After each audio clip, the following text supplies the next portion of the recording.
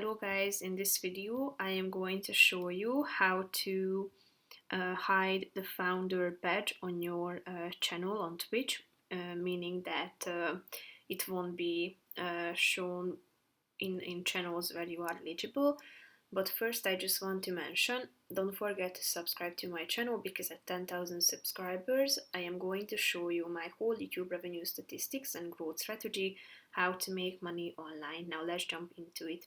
First of all, open the website on your device, then tap on this profile button in the upper right corner of the screen, scroll down to settings, tap on it, then go to the top of this section and tap on security and privacy, which is the fourth one. Scroll down to privacy, and at the bottom you can find the hide founder badge feature that you can turn on by tapping on this button next to it, thereby hiding the founder badge in channels where you are eligible. So basically that's it for this video guys.